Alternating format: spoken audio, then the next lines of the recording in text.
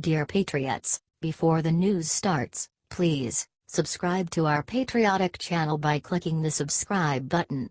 Give us a thumbs up to this video. Don't forget to leave your opinion below in the comments section. Share the news on Facebook and Twitter so your friends see it. Thank you. Sarah Sanders just completely silenced a Libby reporter who asked if Trump is mentally unfit. With the unfortunate help of former White House chief strategist Steve Bannon, reporter Michael Wolff put out a book titled Fire and Fury, Inside the Trump White House, filled with gossip and slander about President Donald Trump, his family members and his associates. Wolff presented the many damning quotes and observations in the book as fact, although he has been having a difficult time backing up his libelous assertions about President Trump with evidence. Nonetheless, the liberal media have been promoting the book as though it is the gospel truth. In particular, they have been trying to disseminate the idea found in the book that the president is somehow too mentally unstable to perform the duties of the presidency. Instead of having the good sense to treat Fire and Fury as the tabloid rubbish that it is, one liberal reporter decided to waste time during a White House press briefing and ask Press Secretary Sarah Sanders about it. The journalist asked Sarah, "What is the president's reaction of the suggestions in this book that he is mentally unfit?" Sanders immediately laughed at the reporter and stated that this question was disgraceful and laughable. She slammed the reporter's argument further, saying, "If President Trump was unfit, he probably would not be sitting there and would not have defeated the most qualified group of candidates the Republican Party has ever seen. This is an incredibly strong and good leader. That is why we have had such a successful 2017 and why we are going to continue to do great things as we move forward in the administration." The reporter sat silently and did not follow up with any other questions. How much do you love strong Sarah Sanders?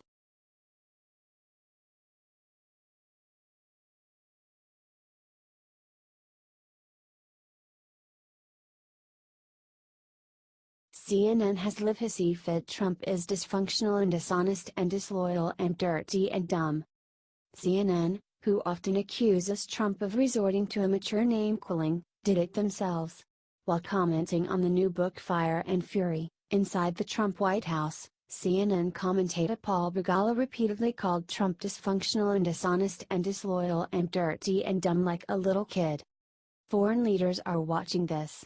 Our adversaries around the world are looking at, "I want my president to succeed.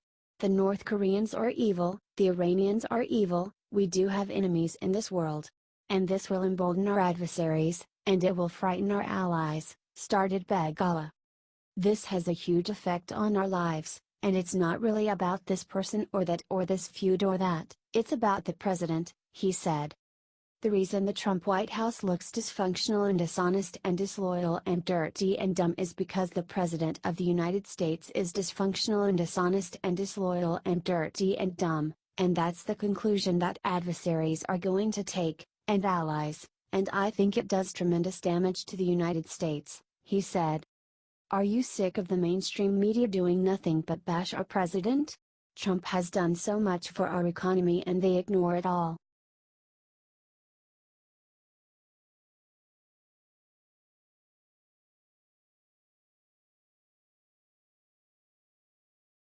Melania makes epic response to book claiming she cried tears of sadness when Trump won election.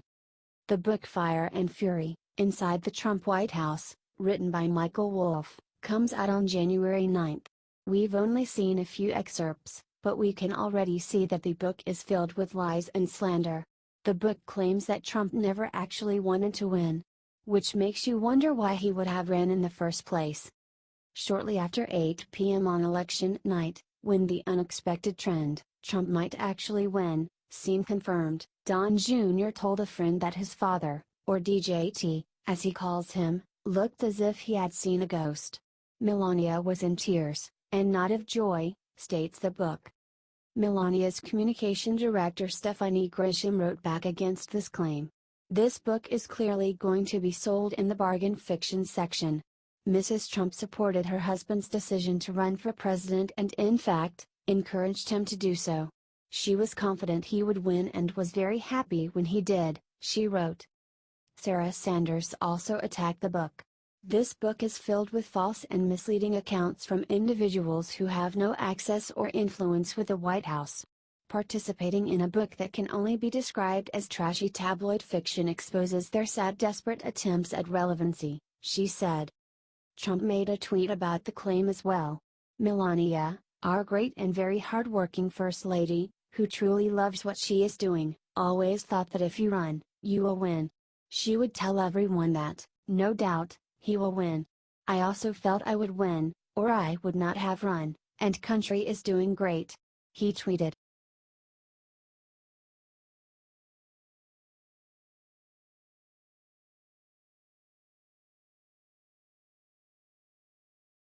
Stephen Colbert publicly admits he desperately wants to be the most dishonest media. Obnoxious late-night talk show host Stephen Colbert admitted that he wanted to win an award for being dishonest. This is in response to a tweet made by President Trump. I will be announcing the most dishonest and corrupt media awards of the year on Monday at 5 o'clock. Subjects will cover dishonesty and bad reporting in various categories from the fake news media. Stay tuned, tweeted Trump. Stephen Colbert would actually love the award, because trashing Trump has kept his show alive. He would be nothing without Trump and he knows it.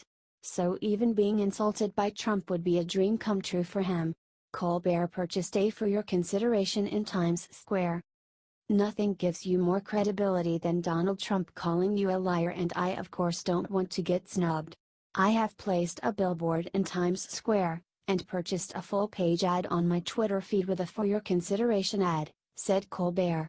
At least he is admitting that he is a fake news station instead of pretending to be a comedian. He made jokes about the fake categories for the awards. Least Barty, an Eric Trump Memorial Award for Disappointment, an outstanding achievement in parroting George Soros' talking points. So excited for Monday's most dishonest and corrupt media awards of the year.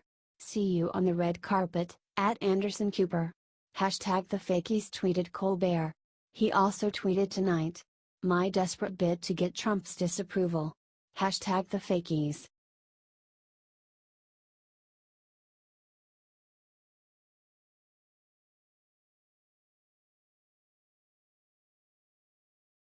Robert Mueller gets hit with a huge lawsuit that could be the end of him. We have heard a lot about FBI bias in the Robert Mueller case. Now Mueller is being sued by Paul Manafort for exceeding his authority.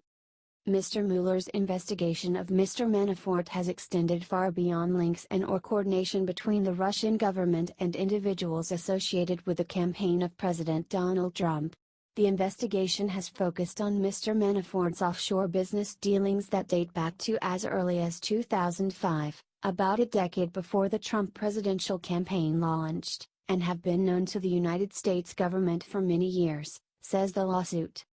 The Justice Department called the lawsuit frivolous. But the defendant is entitled to file whatever he wants, they said. I can assure you that the special counsel is conducting himself consistently with our understanding of the scope of the investigation, claimed Rosenstein. Nobody has communicated to me the desire to remove Robert Mueller. I think it would be very difficult to find anybody better qualified for this job. I believe that, based upon his reputation, his service, his patriotism, his experience with the department and the FBI, he was an ideal choice for this task, said Rosenstein. Do you think that the lawsuit will go through? Do you think that Mueller should be fired?